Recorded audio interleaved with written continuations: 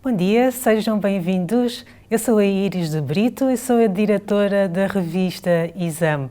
Bem-vindos a este que é o segundo webinar do projeto EU Moz Talks. Este é um projeto que resulta da parceria estabelecida entre o Ministério da Indústria e Comércio, da Delegação da União Europeia em Moçambique e a Eurocam. No passado webinar, debatemos e discutimos a questão da queda do preço dos commodities e o seu impacto na economia dos países africanos.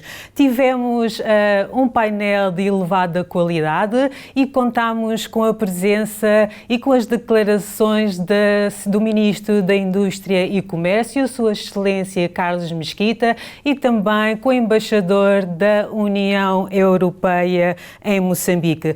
Poderá visualizar esse webinar no website www.eumoztalks.com e poderá optar por visualizar apenas as respostas às questões que foram colocadas aos nossos oradores. Uma vez mais, seja bem-vindo.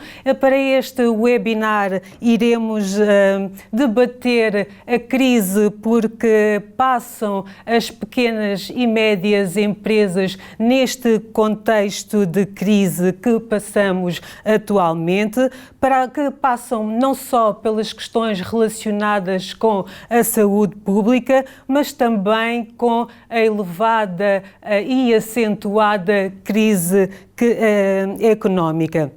No webinar de hoje, contamos com a participação de Sua Excelência, o Embaixador da União Europeia, António Sánchez Benedito Gaspar, com a doutora Luísa Diogo, Presidente do Conselho de Administração do Absa Bank Moçambique, e com um painel que acredito que os irá surpreender. Sem mais delongas, iremos dar início à nossa sessão e irei convidar Sua Excelência, o Embaixador da União Europeia, António Sánchez Benedito Gaspar, para tecer as suas considerações. Se tiver alguma dificuldade em aceder ao site, poderá tentar através da plataforma YouTube no canal EU Moz Talks. Irei então passar a palavra ao Sr. Embaixador da União Europeia. Sr. Embaixador, muito bom dia, seja bem-vindo. Muito obrigado. E muito bom dia. Muito bom dia, Sr. Embaixador. The floor is yours. Muito obrigado mais uma vez. O som é bom? Só para comprovar? Sim, ouço perfeitamente. Muito obrigado, cara diretora, estimada Iris, e por esta introdução, por esta apresentação, pelo bom trabalho que estão a fazer a revista Exame, toda esta colaboração nos webinars que estamos a organizar dentro da plataforma EU Moz Talks, conjuntamente com o Ministério de Indústria e Comércio, com a Eurocam. Já tivemos, como a senhora diretora estava a dizer, um primeiro webinar no dia 29 de maio, que criou bastante interesse da parte da opinião pública moçambicana, e essa foi a razão pela qual pensávamos que era importante continuar com esta iniciativa e criar condições de um debate mais aprofundado com os diferentes atores principais de qualquer economia, setor privado, naturalmente, setor público, governo, que tem que tomar as decisões, o quadro legal, e os parceiros que estamos lá também para apoiar, para acompanhar essas políticas, sem esquecer também sociedade civil e acadêmicos, sempre com um espírito instrutivo, não é só questão de debater, de discutir, mas também de poder aportar algumas reflexões e algumas recomendações para ver como é que podemos sair também desta crise e apoiar os diferentes setores produtivos. E nós estamos a organizar estes debates também no marco da nossa mesa redonda econômica Moçambique-União Europeia, que estava agendada, em princípio, para maio deste ano e que tivemos de adiar para o fim do ano, mas que vamos organizar e por volta de novembro. E todas estas discussões e webinars estão a acompanhar e a preparar esta segunda mesa redonda econômica. Estamos todos juntos na procura de soluções para a Covid. Se o primeiro webinar estava mais focado a questões macroeconômicas, o impacto sobre commodities, que afeta particularmente um país com o perfil produtivo de Moçambique, agora estamos a pôr o foco da atenção mais no setor privado e as empresas, sobretudo as pequenas, as médias empresas, que são as criadoras, ao fim de contas, de emprego sustentável e de criação de riqueza e que estão a ver um impacto muito grande. Talvez não só as questões de confinamento, lockdown, que estão a diminuir ou fazer diminuir ou a reduzir a atividade econômica e de consumo, mas também, sobretudo, são as incertezas. Para qualquer operador econômico, investidor, é importante ter uma ideia de como é que vai evoluir isso, que lamentavelmente agora ainda não podemos dar uma resposta certa. Mas já podemos dizer também que a sobrevivência das empresas vai depender de um conjunto de medidas. Medidas, naturalmente, dos responsáveis políticos, medidas das próprias empresas também, que têm que adaptar-se e evoluir na situação atual. E espero que o debate de hoje possa dar algumas pistas nesse sentido.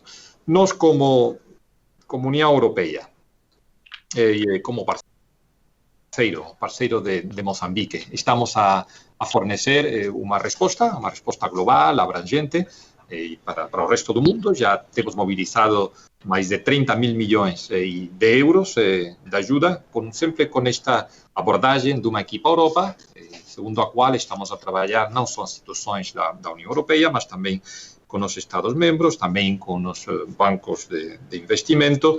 Para Moçambique, vamos a mobilizar uns 200 milhões de euros, conjuntamente com os Estados-membros. Estamos a pôr, a primeira prioridade é poder fornecer equipamento ao setor de saúde, ao pessoal de saúde. Há alguns dias, conjuntamente com o Unicef, fizemos a entrega de material ao Ministério da Saúde, mas, sobretudo, trata-se de fortalecer as capacidades do Estado para fornecer serviços básicos e ter uma capacidade de resposta à crise. Portanto, esperamos que o conjunto do país e também as empresas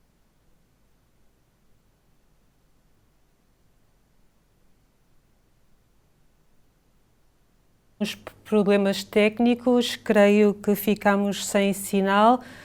Esperamos a qualquer momento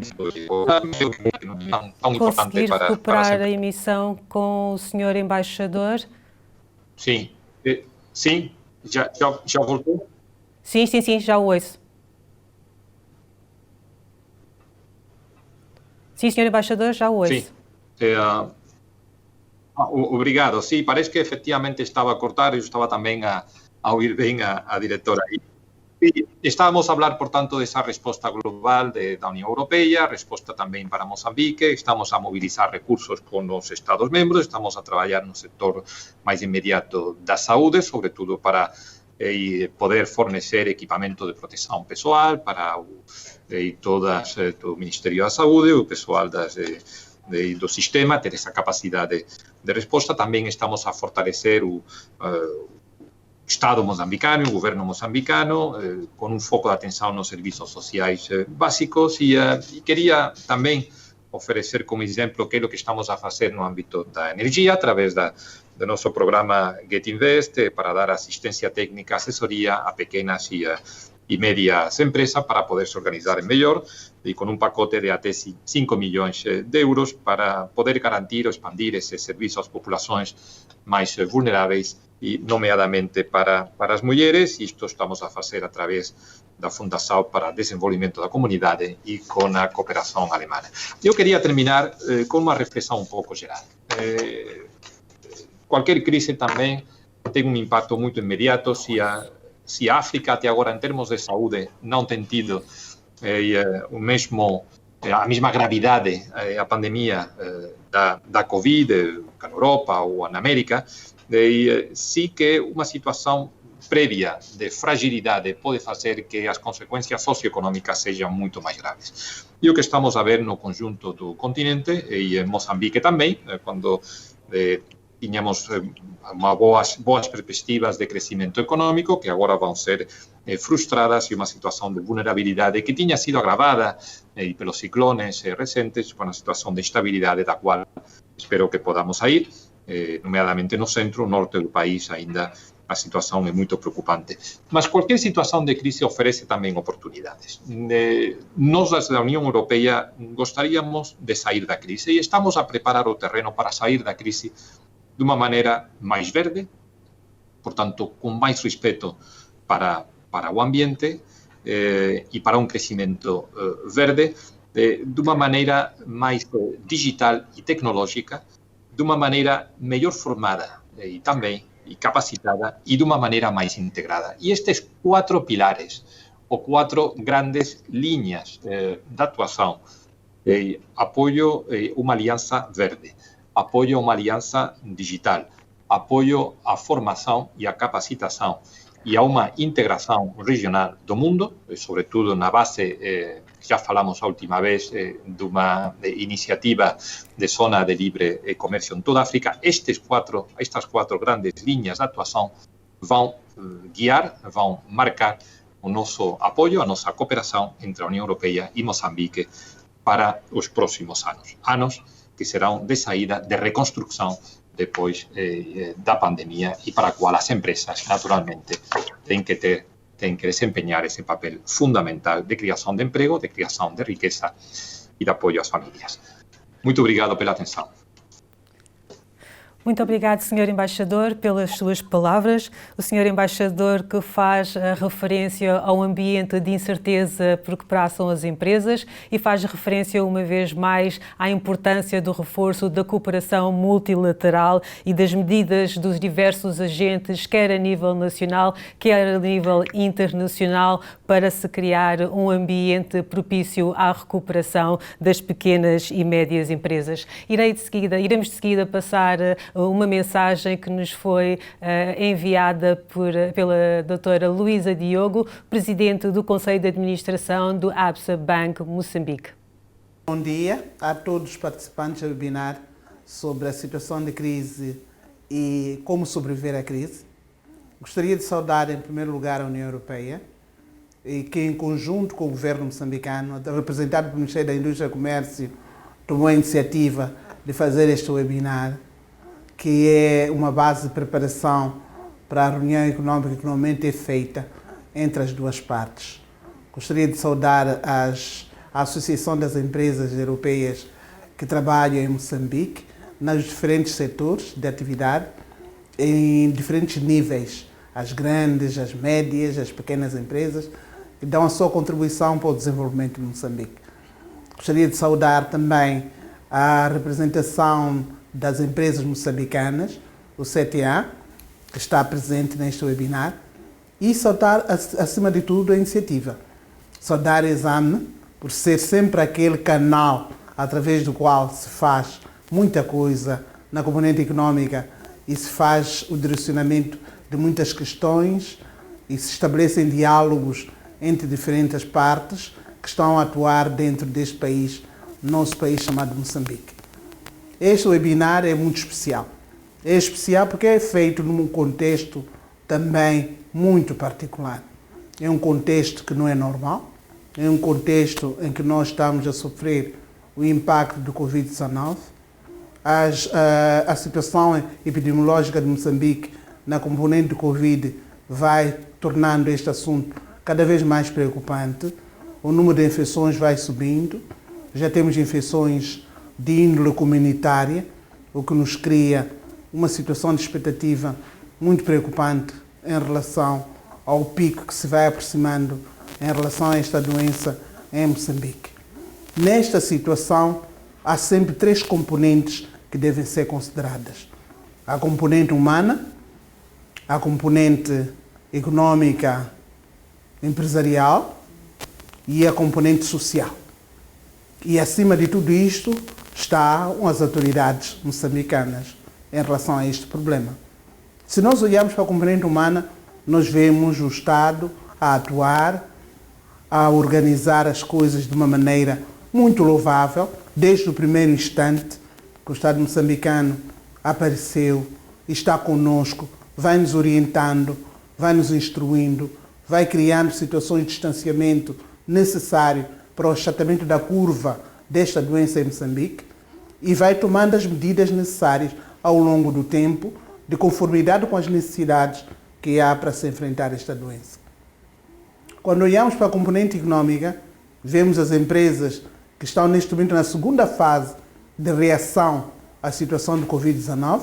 A primeira fase foi aquela fase em que as empresas tiveram que enfrentar a doença repentinamente e as consequências das decisões foram tomadas para o confinamento das pessoas para o bem da própria sociedade moçambicana.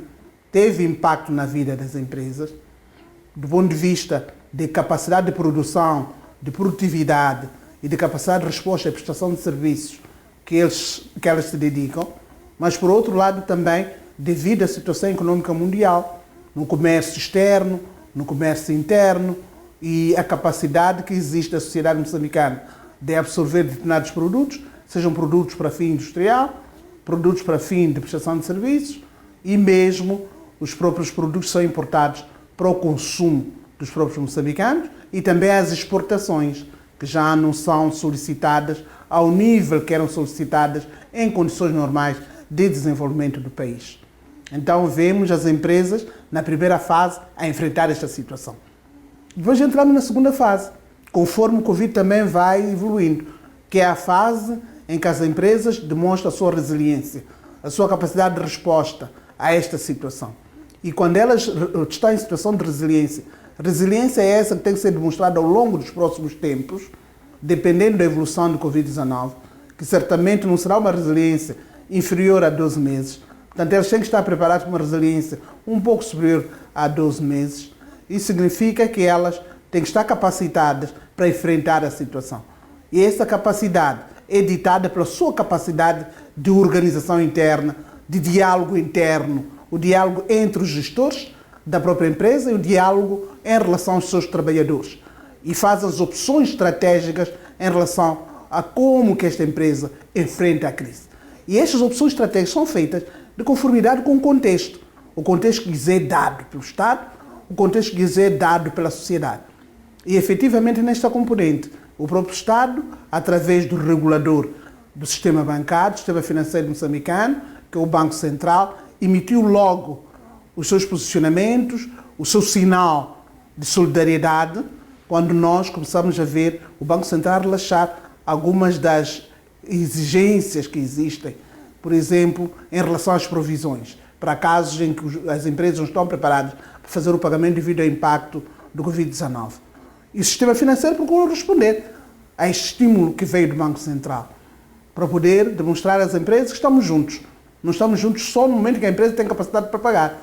Estamos juntos também nos momentos difíceis em que a empresa deve enfrentar os problemas. Então, esta é uma fase em que a empresa, tendo estes sinais, o sinal do fisco em relação ao IRPC, o sinal do sistema financeiro e o relaxamento de algumas exigências de pagamentos, de comissões, em operações interbancárias, tudo isso, bancárias, em relação àquilo que é levantamento, transferências e tudo isso, são sinais que mostram à empresa que não está sozinha. Então, nesta fase, a empresa não deve se limitar a beneficiar desta situação e a cruzar os braços. A empresa deve definir as suas estratégias. Ela tem que se reinventar. Nós chamamos, tem que se reinventar. Para isso, ela tem que inovar. Para ela poder reinventar-se, ela tem que inovar. Ela tem que ver as diferentes possibilidades. Na primeira fase, olhar para o mundo inteiro. Olhar primeiro para o seu mercado local e olhar para o mundo inteiro. E na base disso, olhando para o mundo e ver as diferentes dificuldades, os desafios e depois ver as oportunidades também. Quando ela descobre as oportunidades, ela entra no processo de enfoque. E algumas vezes até também de concentração, porque ela sente que os custos já não podem ser os mesmos. Então ela pode emagrecer, concentrar-se um pouco mais e depois enfocar. porque ela já escolheu os nichos e onde pode continuar a fazer a sua atividade. Há aquelas que, a dada altura, elas têm que fazer layoff e dialogar com o Estado sobre essa situação, porque o interesse do Estado, acredito, é que esta empresa não desapareça, que ela não sucumba. Então é necessário estabelecer regras claras, um diálogo muito frutuoso sobre isso, que é para o Estado poder acompanhar essa evolução. Então, tudo isso é feito na base de um pacote. E esse pacote, em alguns países, chamam pacote de resgate financeiro ou econômico das empresas. Em outros países, chamam-se o pacote de alívio numa situação de crise que as empresas têm. Em outros casos, chamam-se pacotes de reativação, de reavivamento das próprias empresas. Mas a ideia fundamental, independentemente do nome que o pacote tenha, a ideia fundamental é que haja uma maneira de trabalhar de forma coerente e clara, em que os estímulos e os alívios são bem recenseados, são bem claros, para poder responder aos desafios gerais que as empresas têm. As situações específicas, elas são resolvidas na base de um diálogo direto, bilateral. Há grandes empresas que podem dialogar diretamente com o fisco, há grandes empresas que podem dialogar diretamente com o Ministério da Indústria e Comércio, porque as políticas económicas também são feitas de conformidade com aquilo que interessa à nação. E o que interessa à nação é que a empresa exista, é de interesse social e é necessário que ela atravesse esta fase. Então, este pacote é um pacote que deve ser olhado de forma tranquila, porque um pacote tem uma duração. Ele não é um pacote para sempre. E neste diálogo, precisa estar claro com as empresas. Olha, este pacote é um pacote que vai durar 6 meses. Este pacote é um pacote que vai durar 12 meses. E olha-se para aquele pacote, vê-se que é um pacote coerente, organizado. E este pacote, quem são os stakeholders? Quem são os que participam na elaboração deste pacote? Primeiro, é liderado pelo governo. Segundo, tem os seus parceiros principais de desenvolvimento. E a União Europeia é um parceiro privilegiado de Moçambique, porque é um parceiro que atua em Moçambique nos diferentes setores de atividade. As suas empresas trabalham nos diferentes setores de atividade, desde o setor primário, que é a agricultura, o setor de indústria, transportes, área transitária, área de recursos minerais e energia, tudo aquilo que é a componente de gás e a exploração de recursos minerais. As empresas europeias atuam nas diferentes áreas. Tecnologia, indústria de alta tecnologia. Estão lá empresas também da União Europeia. Então, significa que este parceiro é um parceiro especial, porque ele é um parceiro que dialoga com vários países. Ele traz os interesses econômicos dos vários países. Então, eu olho para este webinar com muita alegria, com muita esperança, porque este é o webinar com um dos parceiros principais de Moçambique na componente de desenvolvimento social e na componente de desenvolvimento econômico. Então, este parceiro devia ser um dos parceiros que devia participar na elaboração deste pacote, vendo até onde se pode ir do ponto de vista de parceria. Porque Moçambique sozinho não pode fazer um pacote que seja minimamente ambicioso, porque requer recursos. Há recursos que podem ser encontrados a nível local e há recursos que podem ser encontrados a nível internacional.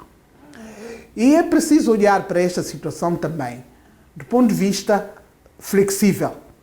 Nem tudo que é apoio é em dinheiro. Há medidas que o próprio governo já começou a tomar.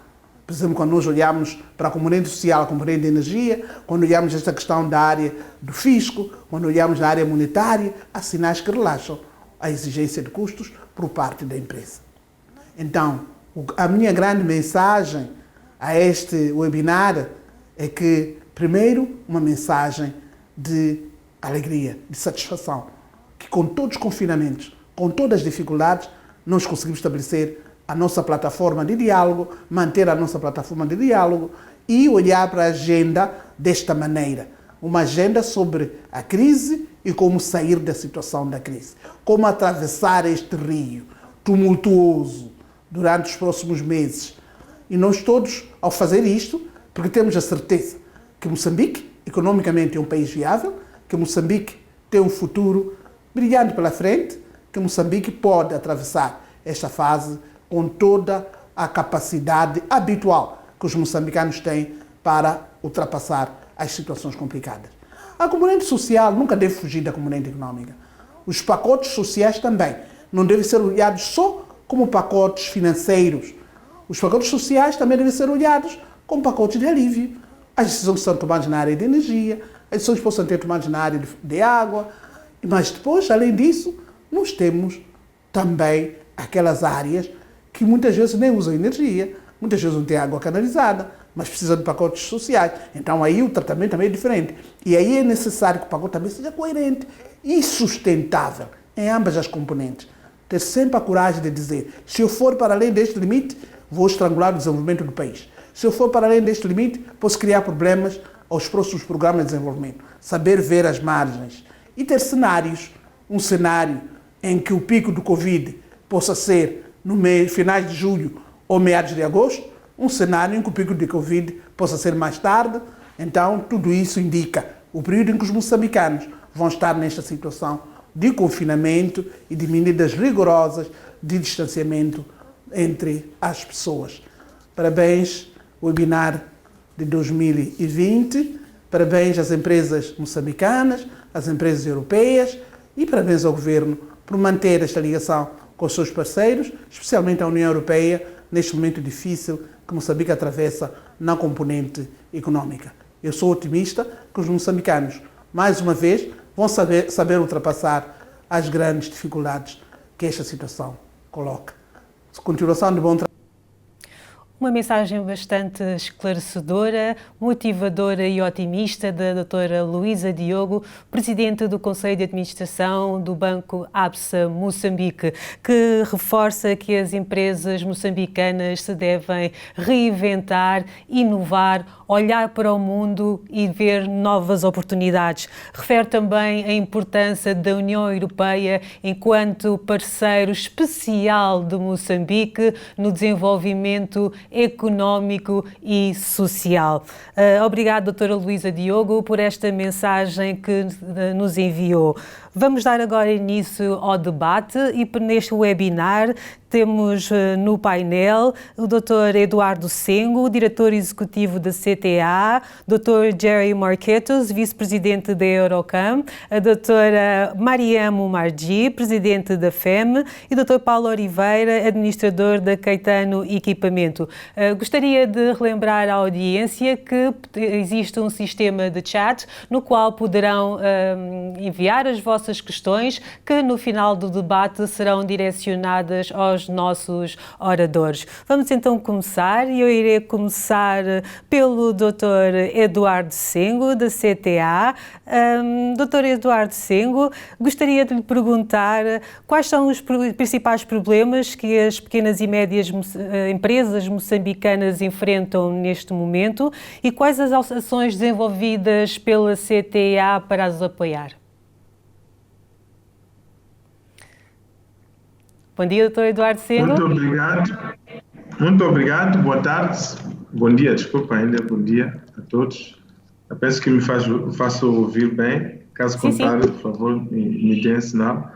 Boa tarde, Sua Excelência Embaixador, muito boa tarde, bom dia, desculpa aos colegas do painel, doutora Mariam, doutor Gary, Paulo Oliveira, e muito bom dia a todos. Queria, começando a questão que foi colocada sobre as dificuldades que as PMEs tanto enfrentam, poderia organizar em 3 grupos tanto de assuntos. O primeiro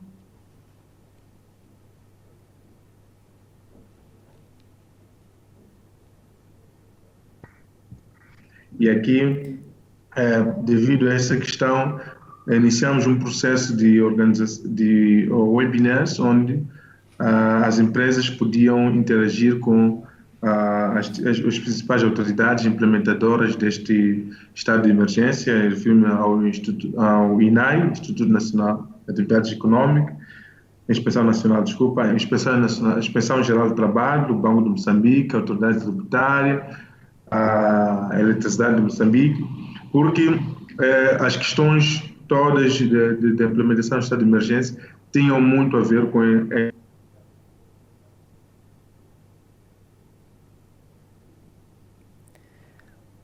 períodos durante a publicação do quadro legal sobre o estado de emergência. Alguns restaurantes, por exemplo, tinham entendido que deveriam fechar as portas. Alguns tinham entendido que o horário de trabalho era até às 17 horas, enfim, uma série de aspectos, e que isto em si criava ou agravava a situação financeira da empresa. Imagina uma empresa, tanto um restaurante que fica fechado durante um mês inteiro, 2 meses, respeitados o distanciamento social, as questões de prevenção e outros aspectos, os restaurantes poderiam voltar a funcionar. Na sequência disso, o Ministério do Turismo elaborou uma circular que orienta os hotéis e os restaurantes. E fizemos mesmo com a Inspeção Geral de Trabalho, como refiro, Banco de Moçambique, Autoridade Tributária, EDM, e vários assuntos foram discutidos, mas tudo isto era com o objetivo de assistir as pequenas e médias empresas nas dificuldades que tinham no entendimento do quadro legal sobre o estado de emergência. E a CTA também, por causa disso, criou uma linha verde, que o objetivo também é continuar a estar por perto e manter informações atualizadas para as empresas, para além de disponibilização desses documentos via nosso website. O outro grupo de assuntos que afetam as pequenas e médias empresas tem a ver com a sua tesouraria. A doutora Luísa Diogo esteve aqui a referir-se muito sobre este aspecto. Essas questões de tesouraria estão ligadas às questões fiscais, laborais,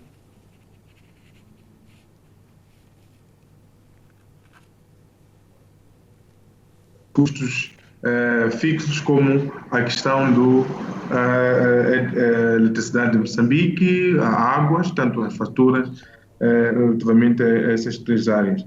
Portanto, nesse aspecto, a CTA elaborou um estudo onde sintetiza a situação do impacto preliminar. Portanto, isto foi um estudo publicado em março, então deve imaginar, então é preliminar, com um pacote de ajuda ou de assistência às empresas para minimizar as perdas, para proteger os postos de emprego e para garantir que o impacto da Covid-19, sob o ponto de vista do seu tecido social, seja o mínimo possível.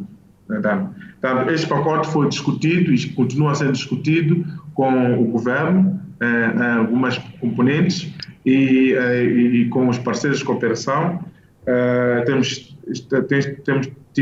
Temos contado com as interações com a própria União Europeia, tanto nesses pacotes, e algumas coisas já foram, neste momento, aprovadas e já, inclusive, tanto anunciadas como referiram-se, tanto inicialmente. Outra componente tem a ver com a assistência à reestruturação das empresas, mas também a acesso tanto às oportunidades. Aqui significa esquecer que Covid vai passar a pensar em continuidade das empresas, continuidade dos negócios.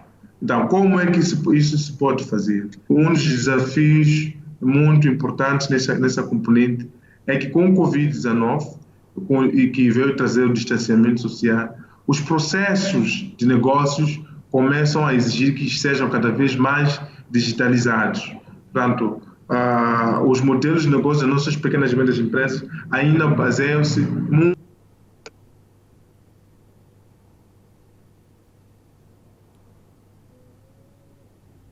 impõe o distanciamento social. Então, esta é a etapa que estamos a abraçar, procurando encontrar mecanismos de apoiar as pequenas e médias empresas a digitalizar os seus processos de negócio, de tal forma que continuem as suas atividades. estivemos envolvidos também nas oportunidades que se abriam no setor da saúde e muitas empresas entraram. Como sabe, este é o momento em que a procura nesse setor atingiu o pico, sob o ponto de vista dos materiais, dos equipamentos, e a partir daí algumas empresas puderam fazer o seu reposicionamento, reestruturando-se para responder às oportunidades abertas com o Covid-19. E tivemos a trabalhar também com algumas linhas específicas de tanto de financiamento que as empresas precisam. Agora, imaginamos que na componente de financiamento, o mercado ele pode responder a algumas questões que as empresas têm, desde que... Doutor Eduardo Sengo, eu ia colocar uma questão específica. A CTA tem alguma linha específica de financiamento para as PMEs? Não percebi, desculpa.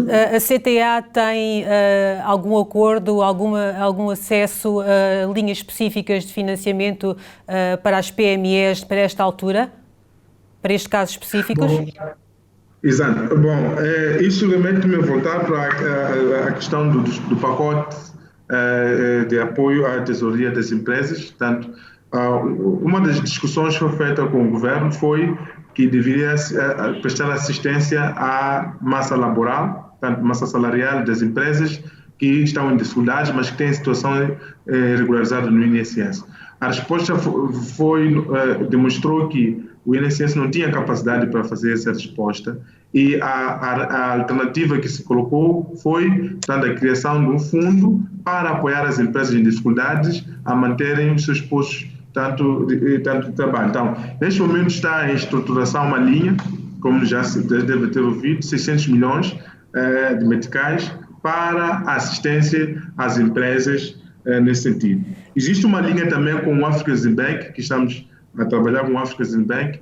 Esta linha está voltada para as empresas que queiram produzir uma resposta concreta ao Covid-19. Essa resposta pode ser a nível da saúde, pode ser a nível de produção alimentar para suprir o gap do mercado devido às restrições que o mercado tem nas importações de alguns produtos e circulação, fluxo de mercadorias, tanto como tal. Portanto, esses são aspectos que já estão em curso, mas há outras linhas que ainda estamos a trabalhar com o Banco Africano de Desenvolvimento. Esperamos que o mais cedo possível tenhamos mais novidades. Possa também estar disponível no mercado. Muitíssimo obrigada, Dr. Eduardo Sengo. Irei agora dirigir-me à doutora Mariam Marti, que é diretora executiva presidente da FEM, que congrega as mulheres empresárias e empreendedoras. Muito bom dia, doutora Mariam. Gostaria de lhe colocar a seguinte questão. Numa crise existe sempre a necessidade de nos reinventarmos. Até que ponto é que o tecido empresarial moçambicano está preparado para inovar, quer a nível de produtos e serviços, quer para novos mercados? E estas mulheres estão mais preparadas nesse sentido? Bom dia, obrigada pelo convite. Antes de responder diretamente à sua pergunta, só para quem nos estiver a ouvir, a FEM é uma associação das mulheres empresárias e empreendedoras de Moçambique e num processo atual de conversão em uma federação, porque a maior parte dos nossos associados são elas próprias associações. Estão presentes não só na província de Maputo, mas também em outras províncias do país. Não temos um site, mas temos uma página no Facebook bastante ativa com os nossos contactos e as mulheres que nos estiverem a ouvir, incentivo a entrarem em contacto. Indo diretamente à sua pergunta, a capacidade de nos reinventarmos durante a crise.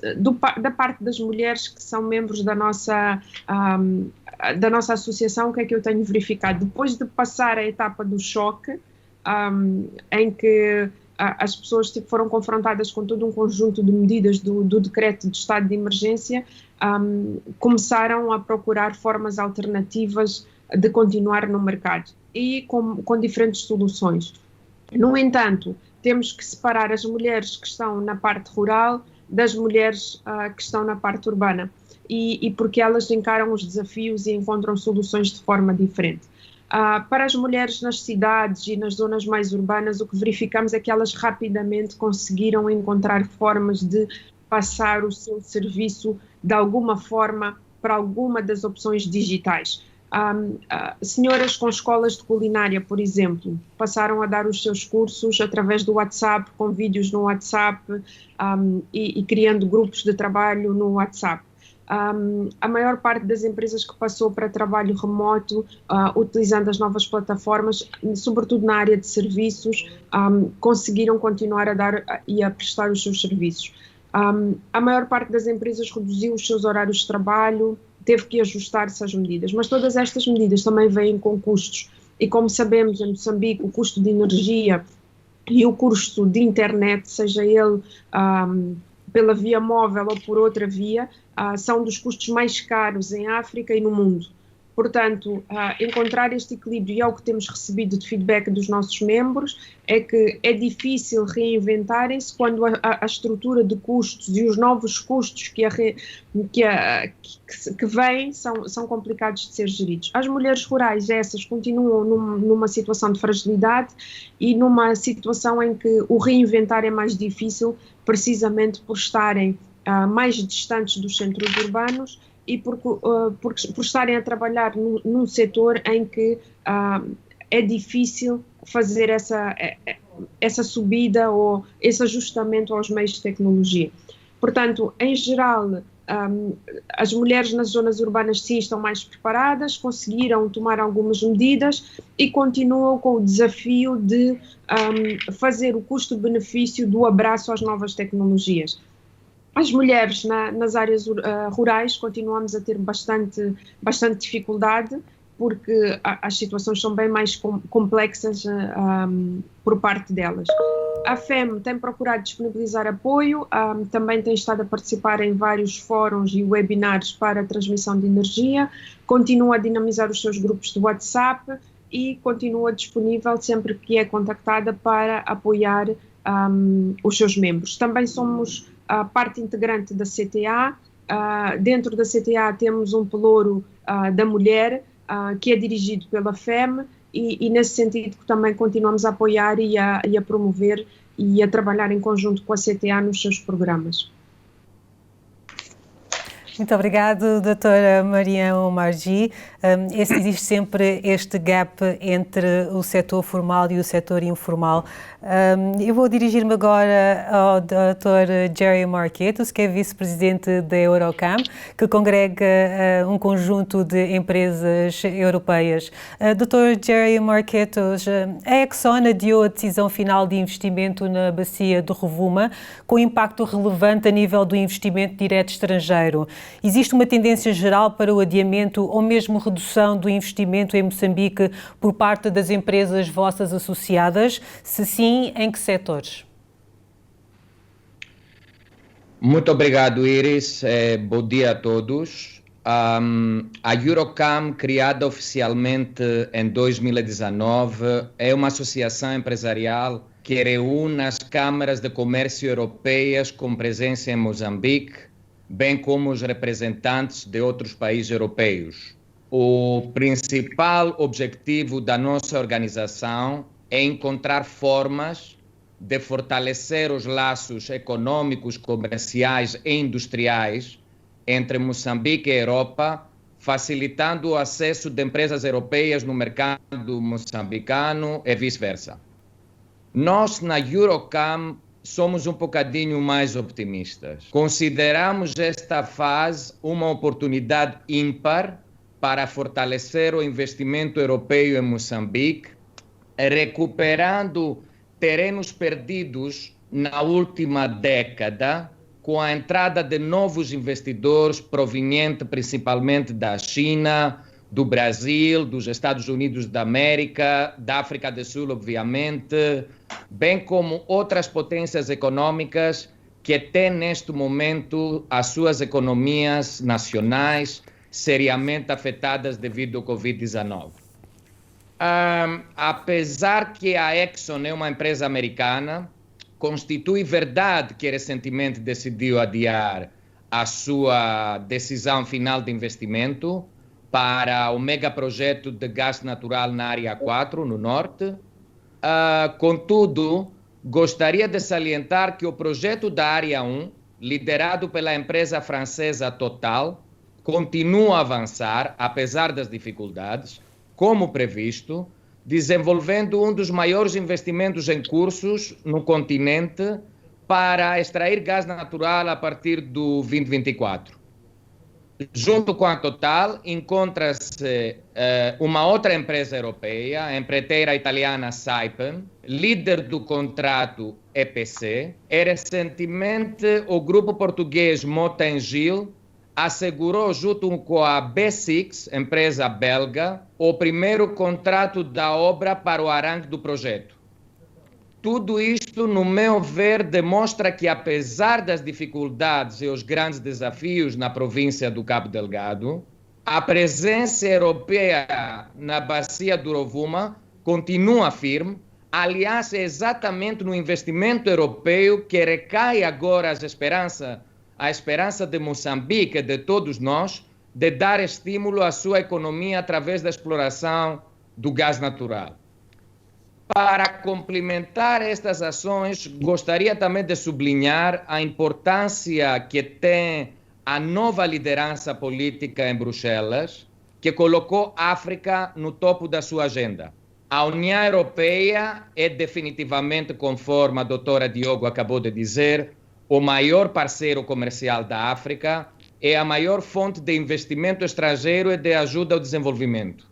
A presidente da Comissão Europeia, a doutora Ursula von der Leyen, visitou a África algumas semanas depois de assumir funções, efetuado uma visita no capital da União Africana, em Addis Abeba, e foi acompanhada por 22 comissários europeus, que considera-se a maior delegação na história da Comissão a deslocar em conjunto das Bruxelas. Não há dúvida que a Europa deve olhar para o continente africano com uma visão de futuro, e parece que esta vez vai acontecer. Agora, fora do sector do oil and gas e da liderança europeia, o sector do turismo, da construção civil, da indústria ligeira, do comércio, das pescas, onde encontra vários das câmaras, estão seriamente afetados pela pandemia. É por isto, como Eurocam, lançamos há 2 semanas atrás um inquérito para os nossos membros da Eurocam, para avaliar a situação das nossas associadas. Estas empresas que estou a me referir são pequenas, médias e grandes empresas europeias em Moçambique, aquelas que são o catalisador de emprego permanente e acabam de fazer parte integrante da espinha dorsal da economia nacional. É por isto, acho pertinente usar a oportunidade deste webinar e propor ao nosso governo e à delegação da União Europeia de lançar um estudo sobre a revisão da Lei de Investimentos em Moçambique, uma lei que agora necessita ser revista e adaptá-la em conformidade à atual realidade socioeconômica pós-Covid-19, com vista a facilitar a atração de novo investimento estrangeiro, que de certeza há de voltar, se não for este ano, nos princípios do próximo ano. A ideia aqui da Eurocam é que o resultado deste projeto, junto com os novos incentivos que vão surgir através de um diálogo com o setor privado e a CTA, e as oportunidades de negócio que vão ser apresentadas, poderá ser apresentado tudo isto na primeira conferência virtual de promoção de investimentos em Moçambique, obviamente organizada pela Casa-Mãe, que é o APEX, o MIC, em parceria com a Eurocam, a União Europeia e a revista Exam, antes do fim deste ano, para garantirmos que Moçambique apresenta-se nos mercados globais de uma forma proativa e como pioneira neste tipo de atração de investimento estrangeiro que obrigatoriamente, no meu ver, vai fazer parte daquilo que chamamos o novo normal. Muito obrigada, Dr. Marqueto. Daquilo que nos deu a entender é que as empresas europeias neste momento estão a assegurar aquilo que é o desenvolvimento da exploração do gás na bacia do Rovuma. Dr. Paulo Oliveira será o meu próximo questionado, digamos assim. Dr. Paulo Oliveira, que é administrador do grupo Salvador Caetano Moçambique. Muito bom dia, Dr. Paulo Oliveira, prazer em revê-lo.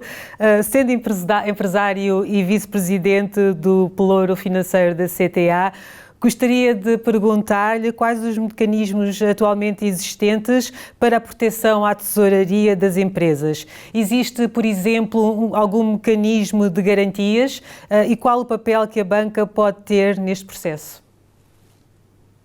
Antes de mais, bom dia, obrigado pelo convite, é um prazer revê-lo também, Iris. Um bom dia a todos os colegas, em especial a Sua Excelência o Embaixador da União Europeia, Dr. António Santos Gaspar, e um bom dia também aos restantes colegas e a quem nos está a ouvir. Em primeiro lugar, gostaria de referir que a pandemia Covid-19 está a afetar de uma forma severa o tecido empresarial nacional, sendo que no caso, por exemplo, da restauração e hotelaria, chega a ter percas mensais de 95%, o que coloca desafios enormes para a sobrevivência das empresas e para a manutenção dos postos de trabalho. Portanto, com esta introdução, gostaria de fazer referência a que estamos com uma situação complicada e é necessário a adoção de medidas de apoio para limitar a desaceleração drástica da economia, que se poderá continuar a configurar caso esta situação continue a subsistir.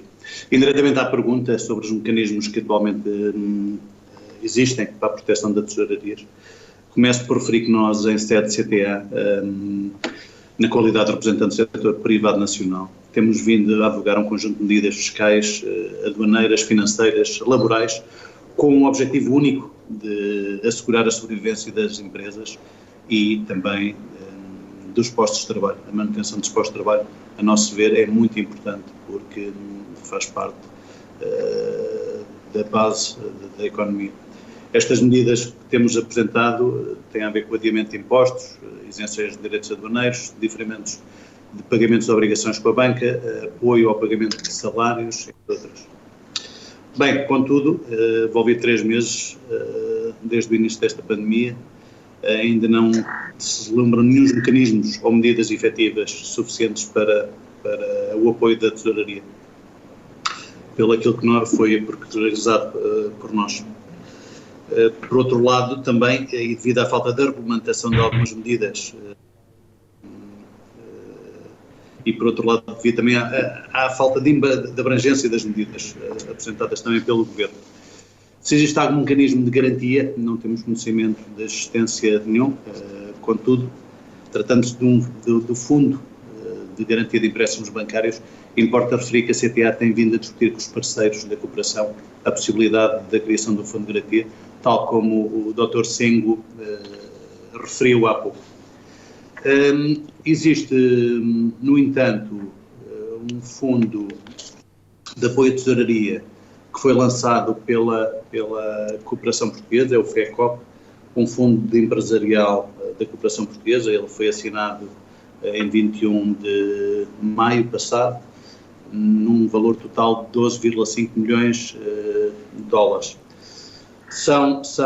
É um fundo que é para apoiar a tesouraria em termos de 2 vertentes, o apoio à tesouraria e o apoio também ao investimento, 6,5 milhões de meticais. Portanto, destina-se a empresas de direito moçambicano, apesar de ter sido lançado pela cooperação portuguesa, 6,8 milhões por operação de investimento, 3,4 milhões de meticais para apoio à tesouraria e com um reembolso de 5 anos ou 24 meses, respectivamente.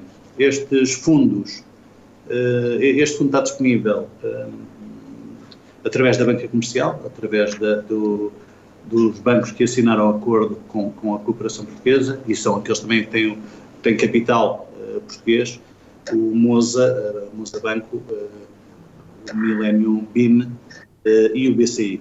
As condições particulares desse apoio são depois feitas entre as empresas e o banco. Fora não temos conhecimento até à data daquelas que foram as nossas propostas feitas ao Governo e que temos feito em termos de 7 CTA, temos vindo a pedir para que nos consiga aliviar a tesouraria e conseguimos satisfazer os nossos compromissos. Dr. Paulo Oliveira, está otimista nesta atual situação? Qual é que é a sua reação imediata? Referiu o setor da restauração, portanto, que tem 95% de perda. E nos restantes setores? Efetivamente, o setor de restauração e hotelaria tem sido aqueles mais sim, devido ao distanciamento social, claro. As limitações, nós atualmente tem sido um desafio enorme no conjunto das empresas que lidero. Temos registrado percas em que as piores, e algumas delas ligadas à restauração, chegam a casos de 80%, não aos 95%, mas 80%, e temos outras com percas na ordem do 50%. Tem sido efetivamente um desafio. Tem sido um desafio não só pelo estado que estamos, num estado de emergência, e pela questão das regras do distanciamento social, mas também de algumas regras que foram lançadas pelo nosso Governo relativamente a algumas medidas que têm afetado muitas empresas.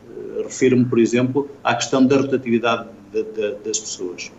Com a baixa de procura dos nossos serviços, com o baixamento de produtividade e da rentabilidade das nossas operações, continuarmos a manter o mesmo trabalhadores, a rotatividade de um terço das pessoas fica muito difícil. A nossa sugestão tem sido reduzir o número de um terço para 50% da rotatividade dos colaboradores, para assim também podermos aumentar a nossa produtividade e também conseguimos resistir. Mas, em termos de otimismo, achamos, tal como disse a doutora Luísa Diogo, somos resilientes, vamos passar, vivimos de 2 calamidades no ano passado que ainda nós conseguimos ultrapassar.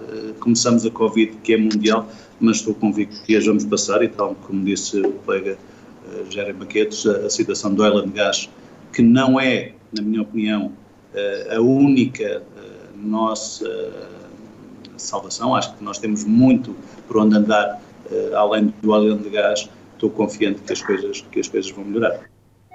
Muito obrigada, Dr. Paulo Oliveira. Aliás, foi esse o assunto que estivemos a debater no webinar passado sobre a dependência dos países africanos nas commodities. Irei agora passar para o Dr. Eduardo Sengo. No webinar passado falámos sobre as limitações orçamentais do Estado moçambicano para apoiar o setor produtivo, à semelhança de tantos outros países. Quais devem ser os critérios a adotar pelo Estado na atribuição de apoio às empresas?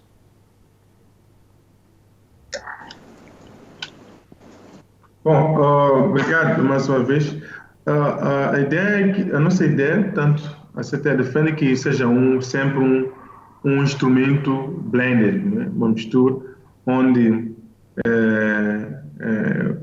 tem concessionalidade, portanto, os recursos, os fundos, as condições sejam concessionais, mas a seleção seja na base da seleção de mercado, as regras de mercado de seleção. Ou seja,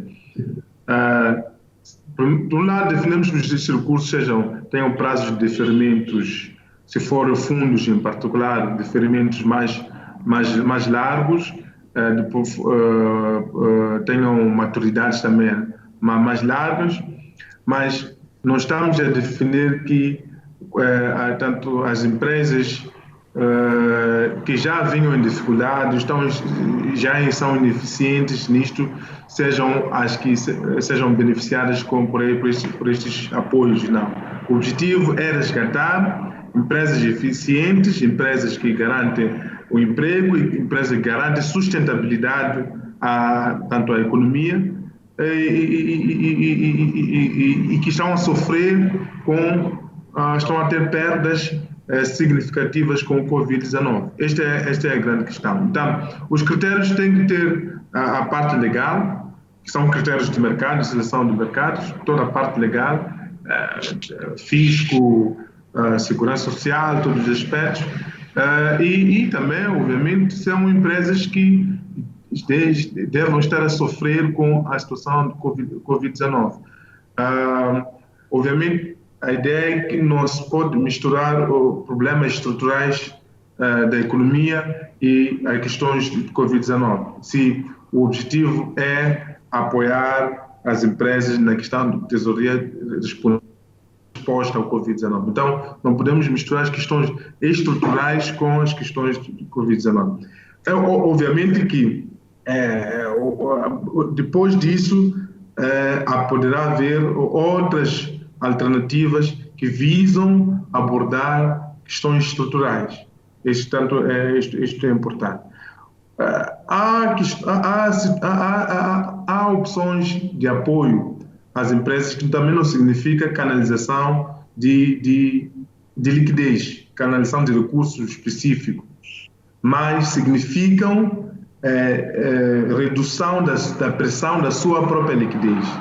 Falamos aqui das propostas que fizemos da eletricidade, do próprio INSS, em todos os aspectos, que baseava-se no adiamento, no retardamento do pagamento dessas obrigações, e não necessariamente que o Estado deveria fazer este pagamento. Então, retardar para permitir que as empresas possam se reorganizar e recuperar e depois fazer face a estas obrigações. Portanto, não é um recurso que foi colocado à empresa, mas minimiza a pressão que se tem sobre os poucos recursos que a empresa tem e garante tanto a sua sobrevivência. Muito obrigado, Dr. Eduardo Sengo. Nós sabemos... Desculpa? Não, estava a perguntar se tinha mais alguma coisa a adicionar relativamente aos critérios. Não, relativamente aos critérios era isso. Apenas queria dizer o seguinte: temos noção que o Covid-19 pode não acabar hoje, pode não acabar amanhã, e é por isso que é preciso sempre pensar o próprio pós-Covid-19. E aí é muito importante repensar no nosso modelo de prevenção, se é manter as empresas em casa, manter as pessoas em casa, ou poderemos reduzir a pressão sobre o Estado via pequenos alívios para que as empresas retornem às suas operações. E não tenham que recorrer ao apoio do Estado. Muito obrigado, Dr. Eduardo Sengo. Irei agora dirigir-me à doutora Mariam Oumargui. Doutora Mariam, gostaria de perguntar relativamente à economia informal, que representa mais de 3/4 do emprego. Estamos a falar de pequenos negócios sem sistema de proteção da segurança social, o que sugere para a proteção do rendimento dos agentes da economia informal. Concorda com a investigadora do IESE, Ruth Castelo Branco, que defende a utilização das estruturas existentes para distribuir um rendimento básico universal no meio urbano e suburbano? Obrigada. A questão da informalidade afeta em particular as mulheres porque é aí que onde elas se encontram, sejam as raparigas, sejam as mulheres. E também agora vemos mais da informalidade. Eu acho que o primeiro ponto que eu gostaria de fazer, e antes de passar a responder diretamente, é que nós vivemos obcecados. Eu acho que o que temos que começar a que fazer é reconhecer e respeitar a informalidade e dentro disso encontrarmos mecanismos para que, sem forçar os informais à formalidade, possamos integrá-los e trabalhar com eles. Eu acho que este é o primeiro aspecto. Ontem discutimos a decisão do Código Comercial e as alterações ao Código Comercial. E novamente aparecia nesse âmbito a discussão de como é que vamos tornar formais os informais. E se calhar temos que levar um pouco mais de tempo em encontrar os mecanismos para reconhecer a informalidade e não tanto pressioná-los a passar essa formalidade. Os desafios são imensos para reconhecer a informalidade, mas não quer dizer que isso seja impossível e acho que é possível de beber dos exemplos de outros países, nomeadamente, por exemplo, que até fala a mesma língua, o Brasil, e em que existem vários mecanismos onde se reconhece a informalidade. Este acho que é um primeiro aspecto. O segundo é, então, respondendo diretamente à sua questão, olhar os mecanismos de proteção social em função da informalidade. A maior parte dos informais não efetua, apesar de o poder fazer, não efetua contribuições para a sua segurança social básica, nos moldes e no regime que atualmente existem em Moçambique. E então temos que encontrar alternativas. No entanto, a doutora Luísa Diogo lançou, quando estava a falar há pouco na sua intervenção e também há algumas outras intervenções que ela tem feito, a questão e a temática da segurança social e da existência ou não de um rendimento básico para a população ou com um determinado conjunto de critérios. Eu acho que estas são matérias muito complexas que eu não vou endereçar agora no tempo que tenho, mas acho que as portas estão abertas para continuarmos a debater esse aspecto. Segurança social básica, como é que podemos chegar a ela e como devemos incluir os informais. Acho que esse debate é bem-vindo, sobretudo do ponto de vista da mulher e da rapariga. O rendimento básico, será essa uma estratégia para as pequenas e médias empresas conseguirem manter a sua massa laboral e sem ter que entrar por uma avenida de grandes despedimentos? E como é que iria funcionar nos casos em que se consegue assegurar um rendimento social básico? Onde é que entra a responsabilidade da empresa para completar esse rendimento social básico? Como é que esta equação poderia funcionar? E depois, como é que nós podemos assegurar esses rendimentos básicos por vias indiretas que não seja o sistema de segurança social ou a atribuição de uma alocação financeira enquanto que tal para rendimento básico? E aquilo que o Sengo estava a dizer, os aspectos da água, da luz, do transporte, que são serviços públicos indispensáveis que deveriam estar a ser disponibilizados a um custo acessível, com regularidade e a um custo acessível, e na realidade não o são. E como já tinha mencionado, são dos custos mais elevados para as famílias, que são hoje obrigadas a ter que escolher, sobretudo os informais, entre a alimentação e o transporte, por exemplo, e que são escolhas bastante injustas que nós colocamos em cima destes grupos mais vulneráveis. Portanto, sim, julgo que é necessário encetarmos por esses debates sem que necessariamente existam as soluções já neste momento. A FEM está disponível para participar e liderar também em alguns desses debates, e não só na perspectiva do género, mas na perspectiva dos grupos vulneráveis em geral. E essa mensagem de que, em vez de combater a informalidade, porque em tempos desta crise e de crises sucessivas que o país tem passado, nós não estamos em condições de não reconhecer essa informalidade, porque essa informalidade tende a crescer, vai crescer e vai continuar a encontrar caminhos para ser informal. Portanto, temos é que encontrar formas de trabalhar com ela. E a economia de subsistência também. Muito obrigada, doutora Mariam. Irei passar agora para o doutor Gary Marquetos e gostaria de falar-lhe sobre o desenvolvimento da economia digital. Qual acha que são os principais condicionantes para o desenvolvimento da economia digital em Moçambique e como é que podem ser ultrapassados? Muito obrigado, Iris. Certamente o comércio eletrônico irá tornar gradualmente o método de compra preferido dos consumidores moçambicanos, que irão surgir especialmente da camada dos mais jovens. Antes do Covid-19, os exemplos da Nigéria, da Quênia e da África do Sul demonstram que os millennials africanos são líderes nas compras por este tipo de meio, não é? Agora, é uma realidade que a pandemia vem mudando radicalmente os hábitos da população mundial, entre eles aqueles do consumo.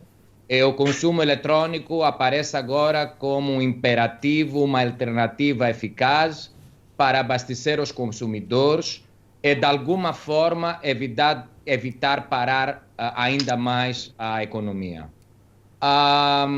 Apesar desta parte positiva e das conquistas digitais que Moçambique tem feito, há necessidade de mais investimentos e o mercado está ainda longe de estar desenvolvido, enfrentando desafios tecnológicos, logísticos e até diria psicológicos até um certo nível. É interessante ver que, de acordo com um estudo recente do Banco Mundial, apenas 1 em cada 5 pessoas no continente africano, e mais concretamente na África subsaariana, utiliza a internet. Em Moçambique, menos que 20% da população são utilizadores da internet, estando muito baixo da média global, que atualmente é pouco mais de 50%, e assim representando um enorme potencial de crescimento. Agora, a verdade é que a banda de conectividade deve ser acessível para todos, possam ter acesso e ganhar familiaridade. Ou seja, a falta de infraestruturas condiciona o desenvolvimento da economia digital. Para além da questão do acesso, Moçambique ainda tem um longo caminho pela frente para poder oferecer aos consumidores um acesso à internet a preços acessíveis. Embora o governo, os reguladores e as empresas do setor privado tenham introduzido reformas muito necessárias, ainda são precisos mais esforços para reduzir o preço daquilo que chamamos banda larga para todos. Outro ponto tem que ver com a cultura dos consumidores em Moçambique, que é uma cultura que habituou-se a muito, obviamente, como todos, a usar notas para os pagamentos de compras e, sobretudo, gosta de efetuar compras com presença física, muitas vezes com muito suspeita sobre a qualidade e o preço dos produtos nacionais. Isto está a mudar gradualmente em relação aos pagamentos, com a entrada dos serviços financeiros móveis, que está a ganhar terreno. É uma muito boa iniciativa, é serviço de financeiros móveis.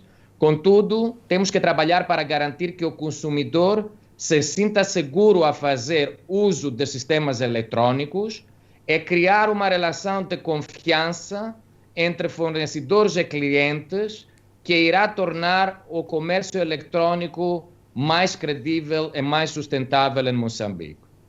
Em resumo, o crescimento do comércio eletrônico em Moçambique é inevitável. E a atual situação do Covid-19 está a ganhar momentum, especialmente na área dos serviços. A velocidade e o alcance da consolidação desta forma depende como podemos ultrapassar estes obstáculos tecnológicos, logísticos que me referi e criar a confiança necessária entre fornecedores e clientes. Muito obrigado, Dr. Marquetos. É chamada amazonização da economia. Na realidade, o fundador do Alibaba é um grande defensor da economia, do e-commerce, principalmente na época pós-Covid. Eu vou colocar uma última questão ao Dr. Paulo Oliveira e relembro que no final desta sessão teremos a pergunta da nossa audiência. Dr. Paulo Oliveira, considerando a atual crise, que se traduzirá no aumento do desemprego, faria sentido reforçar os mecanismos de apoio à formação de trabalhadores numa altura que a atividade está reduzida? Aí está uma das grandes, do que pode ser as grandes oportunidades, porque efetivamente nós temos neste momento a nossa massa laboral em casa. Existem alguns desafios para que isto possa acontecer. E o desafio é, precisamente aquilo que eu há pouco, na última intervenção que fiz, mudar alguma das regras daquilo que foi legislado pelo Governo para passarmos este estado de emergência. Efetivamente, as nossas empresas hoje vivem uma baixa significativa de transações, portanto, em termos de produtividade das pessoas, ela baixou, há disponibilidade de tempo, mas colocam-se aqui dois problemas. Ultrapassarmos as regras que foram instituídas. A outra, claramente, quem suporta o custo desta formação. Se a primeira temos solução, por aquilo que estamos a falar, pela digitalização e pela questão através dos WhatsApps e através das redes e através da internet, poderíamos dar a formação. A segunda, quem é que suportaria todo este custo a que se põe? Penso que poderíamos todos em conjunto fazer uma reflexão. Claramente era algo que neste momento temos as pessoas em casa, por vezes com a não possibilidade de fazerem teletrabalho, porque o teletrabalho não é extensível a todas as áreas, como todos como podem compreender, e efetivamente essa era uma das soluções para que as pessoas mesmo em casa as pudéssemos formar e as pudéssemos preparar para um futuro melhor. Claramente, cada vez que temos colaboradores e pessoas formadas, melhor as nossas empresas sobrevivem e melhor qualidade nós temos para estarmos preparados para o futuro. Portanto, acho que era uma excelente ideia, com muito desafio, mas cá estamos mais uma vez para conseguirmos arranjar soluções para eles. Muito obrigada, Dr. Paulo Oliveira. Chegamos assim ao final deste debate. Irei passar de seguida para as questões que nos estão a ser colocadas pela nossa audiência. E a primeira questão que irei colocar, irei dirigi-la ao Dr. Eduardo Sengo e é-nos colocada pelo Dr. Pietro Toigo, que foi orador no nosso webinar passado. E Dr. Pietro Toigo, que é do Banco Africano de Desenvolvimento, diz-nos o seguinte: há várias ideias sobre linhas de créditos bonificadas pelas PME. Contudo, é preciso ter uma uniformização de abordagens, de critérios de acesso e de preços para minimizar os custos administrativos. Como podemos centralizar a gestão dessas linhas de crédito? Quais seriam os mecanismos institucionais mais certos para identificar as PMEs que mais precisam e podem oferecer as soluções mais eficazes? Dr. Sengo, gostaria de responder a esta questão, que nos é direcionada pelo Dr. Pietro Toigo. Não sei se estará online. Sim. Não sei se quer que eu repita ou se conseguiu perceber. Sim, se perceber a questão é quais são os mecanismos que podem ser usados de forma a evitar, reduzir o máximo possível os custos administrativos, mas também quais são, como pode-se fazer essa seleção das pequenas e médias empresas. O que eu acho é que temos a ideia de que o mecanismo de seleção mais fácil é sempre usar o mecanismo do mercado. Portanto, usar as instituições já existentes, que já têm estrutura para fazer esta seleção. Isto reduz os custos administrativos.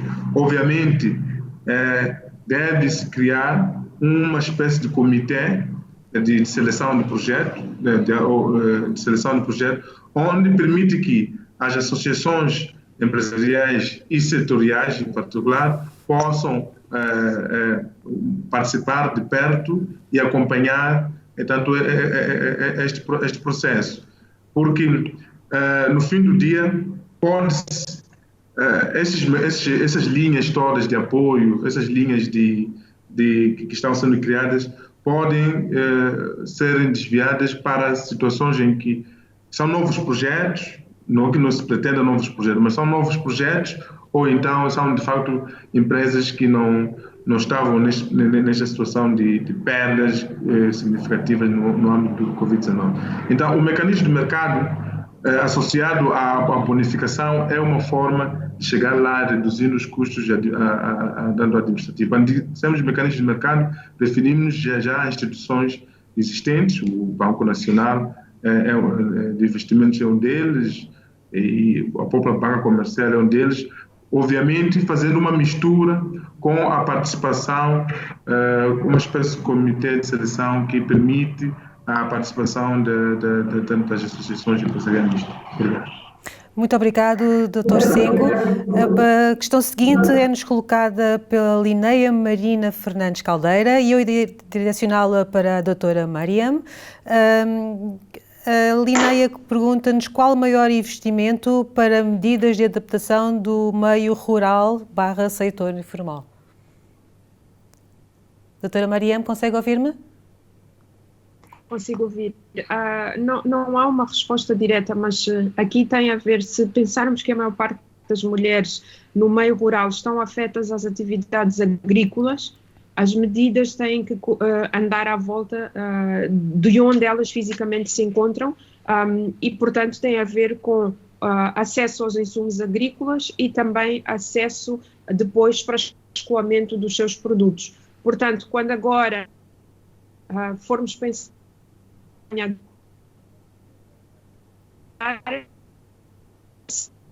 normalmente é distribuído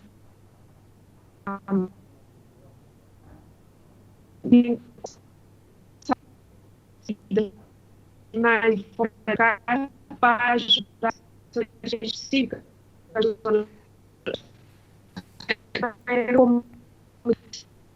não elas diretamente económicas, financeiras, que têm a ver agora com o estado de isolamento social e permanente.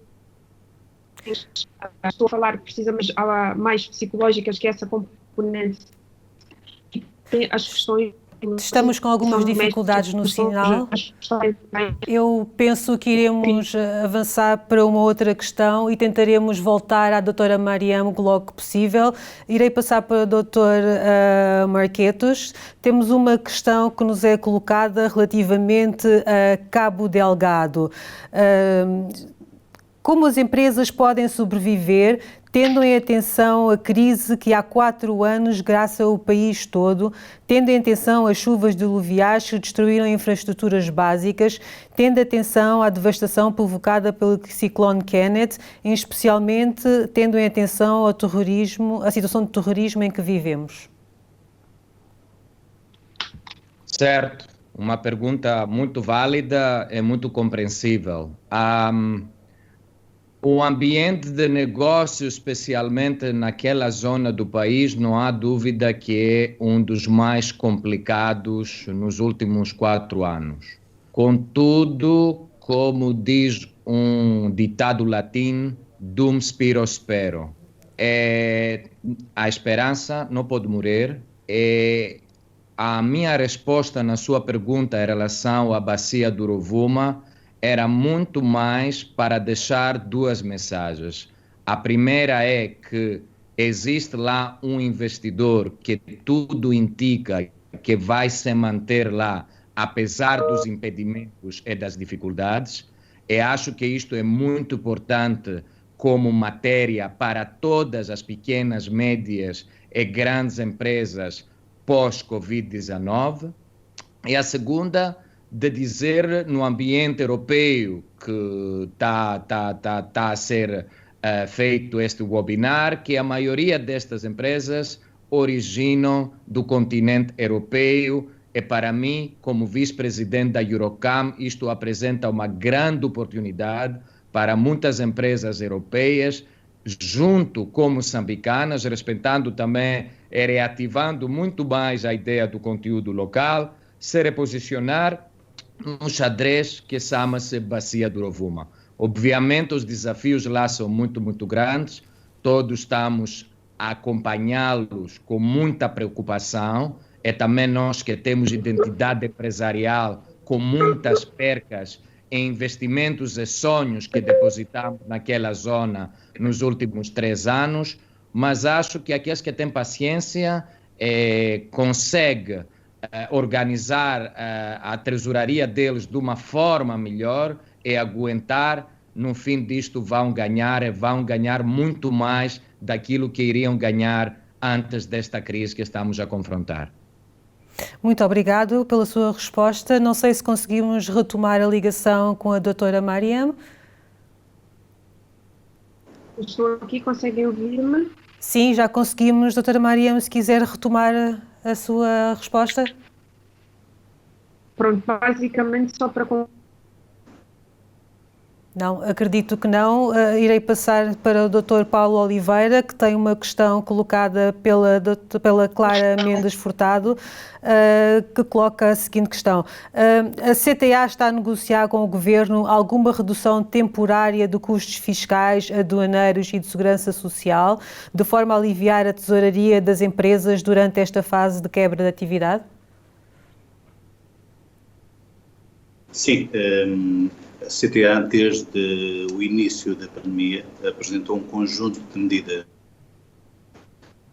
ao Governo e onde pedimos a redução de alguns dos impostos, adiamento de outros, isenção, tal como também já falamos, não só na questão dos impostos, mas a questão da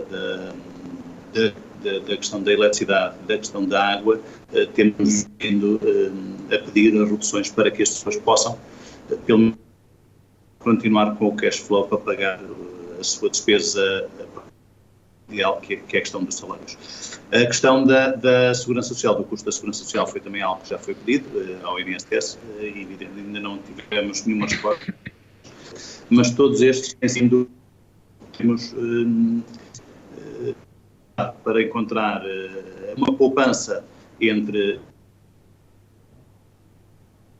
custos indiretos à atividade para que as empresas possam aumentar o seu cash flow, o seu dinheiro disponível para irem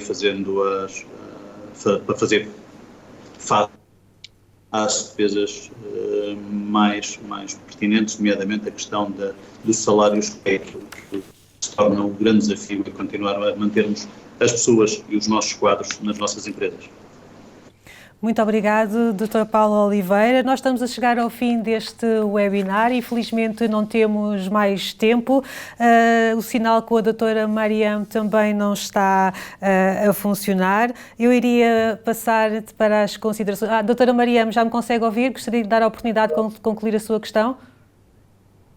Eu vou depois escrever nos comentários se for possível, mas não vou tomar mais tempo. Mas é dizer que temos que pensar fora da caixa, porque estas mulheres estão distantes do ponto de vista geográfico, porque estão nas zonas rurais, e é preciso pensar-se como é que os pacotes para a próxima campanha agrícola podem pensar fora da caixa para acomodar as necessidades destas mulheres. Muito obrigada, doutora Mariam, por conseguirmos que finalizasse o seu comentário. Estamos então, como disse há pouco, a chegar ao fim deste encontro e solicito ao engenheiro Mateus Matusse, Diretor Nacional de Apoio ao Desenvolvimento do Setor Privado do Ministério da Indústria e Comércio, para proferir as considerações finais, dando obviamente espaço para qualquer comentário que considere relevante. Muito obrigado e boa tarde.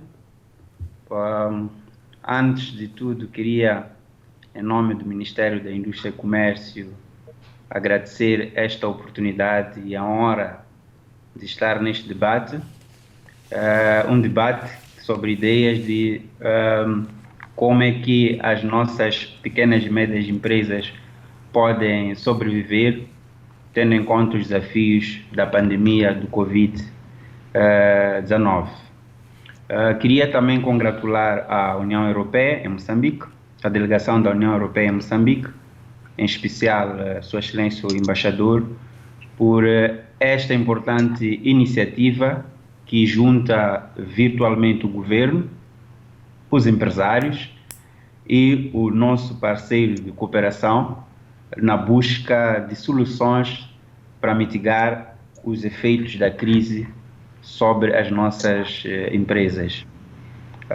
Quero também saudar aquilo que foi a intervenção da doutora Luísa Diogo, que abriu, né, este nosso encontro e colocou o tom certo nos nossos debates. Portanto, acima de tudo, ela encorajou, lançou palavras encorajadoras para todos nós neste ambiente e nesta crise da pandemia.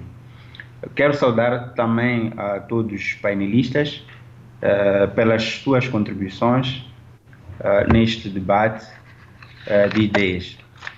Certamente que nós, como Ministério da Indústria e Comércio, na qualidade de ponto focal do governo para a melhoria do ambiente de negócios, encontraremos formas de dar seguimento àquilo que foram as ideias e propostas que foram avançadas aqui neste debate. O debate este que é o segundo em que participamos como Ministério da Indústria e Comércio em menos de 10 dias. Relembrar que Sua Excelência o Ministro da Indústria e Comércio esteve presente no primeiro debate, no primeiro webinar. É importante notar que desses debates e das ideias que aqui foram lançadas para a busca de soluções, esse debate torna-se ainda muito mais relevante quando nós olhamos para aquilo que é o quadro doméstico do novo coronavírus, que está-se a tornar mais complexo e, de certa maneira, mais assustador, com o aumento dos casos positivos de Covid-19 que temos estado a acompanhar, e isso sugere que possamos estar à beira de uma crise ainda mais severa e que, quer para a sociedade como um todo, assim como para o tecido empresarial em particular. É mesmo por isso que a avaliação desta situação é fundamental para permitir que possamos operar sobre premissas comuns, sobre aquilo que é a amplitude e a profundidade da crise, para que possamos informar as decisões políticas e criar consenso sobre elas entre a opinião pública e as principais partes interessadas. Aquilo que é a natureza desta crise exige do governo medidas de resposta inovativas, flexíveis, robustas e tempestivas. É por isso que recentemente foram anunciadas medidas de apoio à economia, desde as medidas de natureza fiscal, financeira, transferências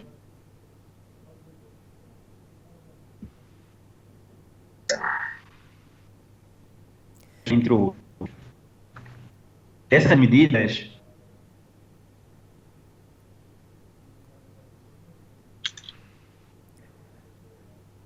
estamos novamente com alguns problemas com o sinal. Não sei se conseguimos retomar para terminar este webinar.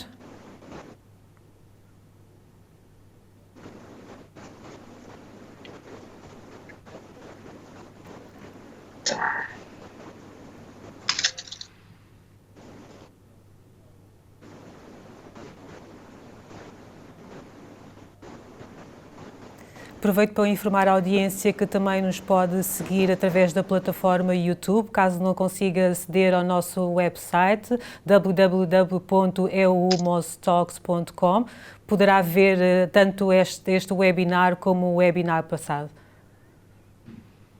Estamos então sem sinal. Fui agora informada pela produção que não conseguimos retomar a ligação com o Ministério da Indústria e Comércio. Sendo assim, iremos dar por terminada esta sessão. Gostaria de agradecer a todos que participaram, aos nossos oradores, a toda a audiência que esteve connosco durante este tempo. Este foi o segundo webinar que resulta da parceria entre o Ministério da Indústria e Comércio, a Delegação da União Europeia em Moçambique e a Eurocam. Este é o EU Moz Talks. Eu sou Iris de Brito, diretora da revista Exame. É sempre um prazer estar consigo e até breve.